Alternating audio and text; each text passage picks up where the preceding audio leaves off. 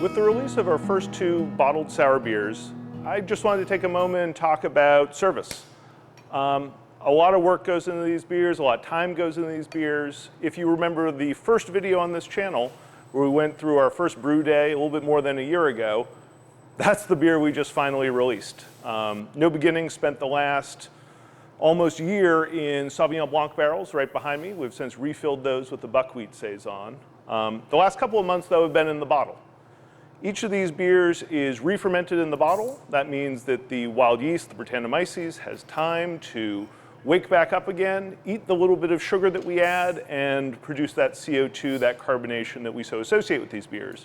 At the same time, it's building more complexity, it's becoming more flavorful, more interesting.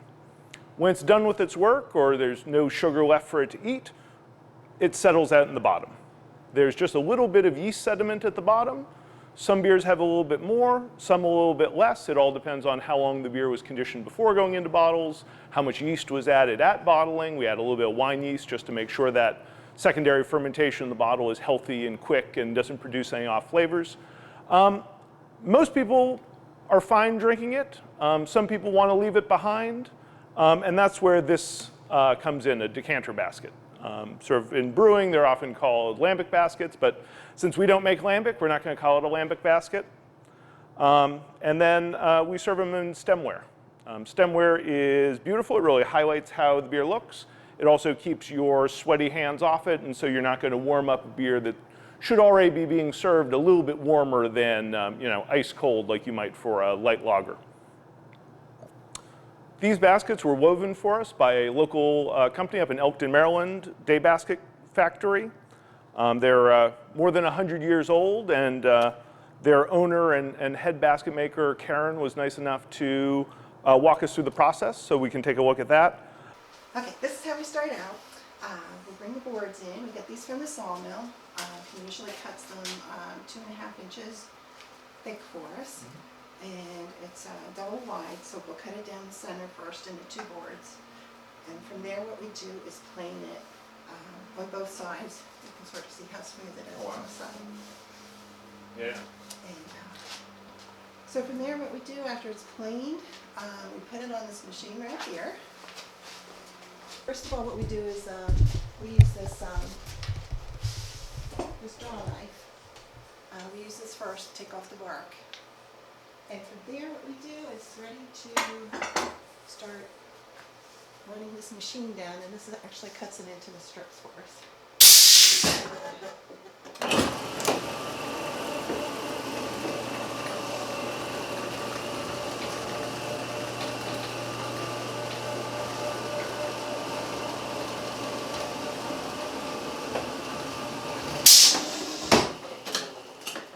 Okay, this is what awesome. That's so cool. This board, it depends on the wood.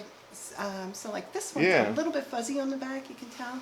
But I'm sorry, the front side is nice and smooth. It? Yeah. I mean, it feels almost like a fabric or something like that. It sort of does, yeah. This. Okay, so what I do is I started reading this one already, but you put that on there. You put pressure on the bottom to hold it in place. And then it's ready to start weaving. So just kind of tuck that piece in there. You always overlap it. And then I use like the dull end of the knife to pack it down, because you want to get a nice tight weave.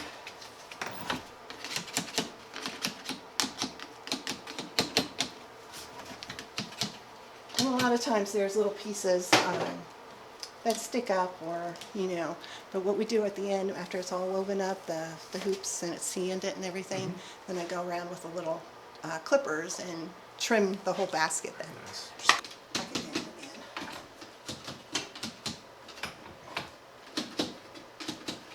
Is this tool something that is made for this, or is this just something that you have repurposed? Or it's just a knife, a kitchen knife. It's just a knife? But with the, it sort of got the, did someone sort of cut that little? They did. They kind Yeah. of, yeah. This has actually been around since I started making baskets over 20 years ago.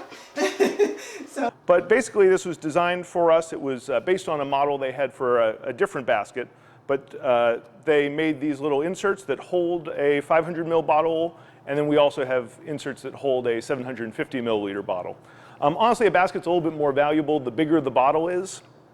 What they allow you to do is to pour the beer without disrupting that yeast sediment. So, if we want to put the bottle into there, the idea is you don't want to cause too much agitation. So, I'd put the basket up like this, slide the bottle in, rest it in that, and then return it. If your beer had been stored horizontally, the idea would be to leave this basket in as horizontal a position as possible as you work that bottle in, and then tip it up to where you might pour it. What this allows you to do is rather than with each pour, tipping it entirely over and sitting it back up where you might disturb that little layer of yeast at the bottom, it leaves it at that perfect angle, 35 degrees for each pour, and then back again. So you're not moving it that much, you're not disrupting the yeast sediment. Honestly, if I was just going to pour this whole thing into 2 glasses, I wouldn't even use the basket. You can control it pretty well on your own, just leaving that bottle tilted as you're pouring. This is a lot better if you're going to pour one and then, say, refill your glass in 10 or 15 minutes after you've done the first pour. So, since we've been storing this one vertically, basket vertical, up through the little loop. You can always make sure that label is facing out so people know what they're drinking, and then back down. With these, that insert can be scooted forward a little bit, gives it a little bit of a tighter fit. Personally, I would still open it like this. If you open it and there's any liquid touching the cap, that liquid can go sort of firing out. I'm opening this warm, so hopefully this isn't any kind of trouble. Oh, nice little hiss. And pour the first glass.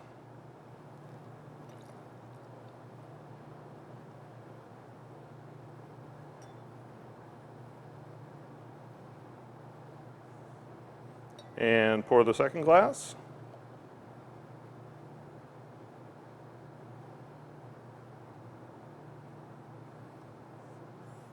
That's what I like to see on mixed ferment Saison like this.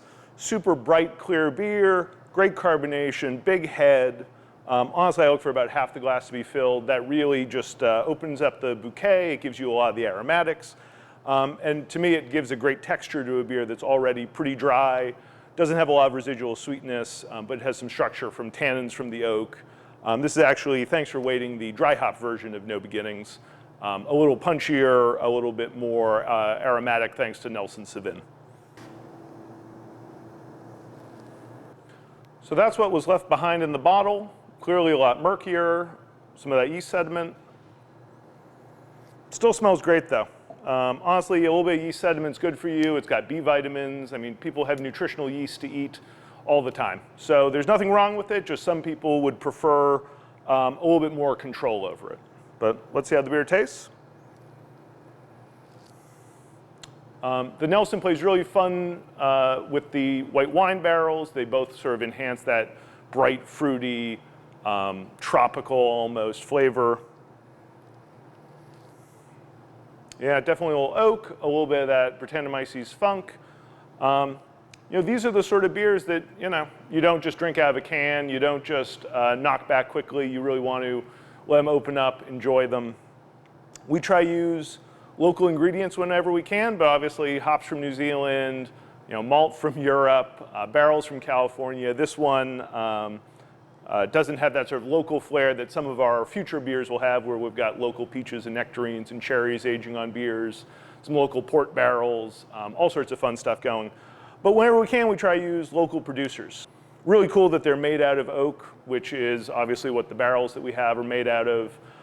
And it's great to support a local company that makes a really solid product. So rather than just like a basket I picked up at a Lambic brewery in Belgium, was made with wicker. The nameplate was hot glued on rather than tacked on. It's just a cheaper kind of feel, a little bit more utilitarian. And something like this is a real solid thing that will hopefully last for years and years and years. It also, costs a lot more. We're selling for about $100 in the tasting room, which is not much money for us on top of what they charged us. So enjoy. Hopefully this gave a little bit of insight on how to use a decanter basket and how to pour a bottle conditioned sour beer. Cheers.